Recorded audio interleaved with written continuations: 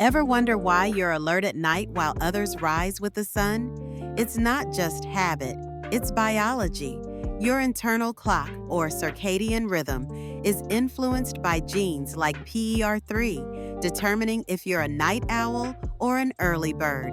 Studies show early birds often have brain structures linked to positivity and decision making, while night owls may excel in creativity and problem solving. So, whether you're chasing sunsets or sunrises, it's in your DNA.